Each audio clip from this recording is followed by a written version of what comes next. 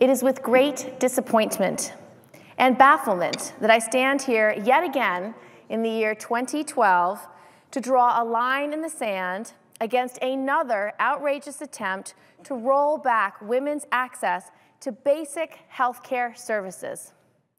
After insisting that we debate the long-settled concept of providing access to birth control, when 99% of American women use this medication at some point in their life, many of whom use it not even for contraception, Republicans have chosen to take another extreme step to roll back all women's health care rights.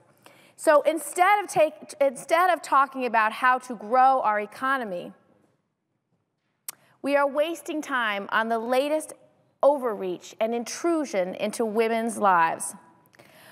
When will my colleagues understand this very non-debatable fact, that the decision of whether a woman takes one medicine or another, or what type of health care she should have access to, should not be the decision of her boss? A common sense, simple principle that bosses and employers should not make these very personal decisions. What could be more intrusive than that? Let me be clear. This debate, as you said, Senior Senator from New York, and Mr. President, as you said in your remarks, this has nothing to do with religious freedom. You don't have to take it from me. Take it from the Supreme Court. Take it from Justice Antonin Scalia, one of the most conservative justices of our Supreme Court. In the majority decision in 1990, Employment Division versus Smith, Justice Scalia wrote, "We have never held that an individual's religious beliefs excuse him from compliance with an otherwise valid law prohibiting that the state is free to regulate." And that's exactly what we're seeing here. Employers cannot pick or choose which laws they're going to follow. Employers can't pick or choose if they want to follow this labor law or that labor law. They have to follow the law. This extreme amendment Republicans are bringing up for a vote today makes it clear as day. This is a political and ideologic overreach, not a religious issue. The fact that they want to exempt all businesses from providing any preventive care for a woman is outrageous and a clear, callous disregard for the health and well-being of America's women. The Blunt Amendment would allow any insurer or employer to refuse coverage for any health care service otherwise required under the Affordable Care Act, jeopardizing vital and necessary health care services for millions of Americans. Services like prenatal care that help our babies survive, fertility treatments, testing for HIV, mental health services, screening for cervical cancer, screening for type 2 diabetes, vaccinations.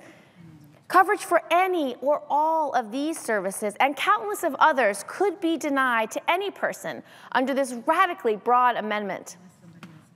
This amendment isn't just dangerous for women, it's also dangerous to our children. And children's health groups are opposing this amendment because vaccines could be denied on the basis of personal beliefs.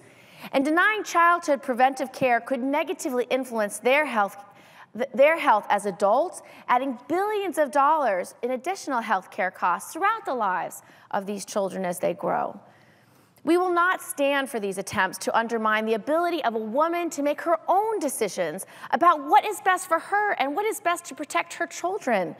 If our Republican colleagues want to continue to take on this issue head on, we will stand here as often as necessary to draw a line in the sand and to make it known that in the Senate, we oppose these attacks on women's rights and women's health. And even if House Republicans aren't going to allow women's voices to be heard in their hearings, women's voices will surely be heard all across our country. It's time to agree that women deserve access to preventive health care services regardless of where they work and who their boss is. And it is time to agree to get back to work on legislation that can create jobs and get our economy moving. That is what the American people want us to be debating. That is what our mission should be here in Congress. And that is where our sole focus should be, not on undermining protections and well-being for America's women.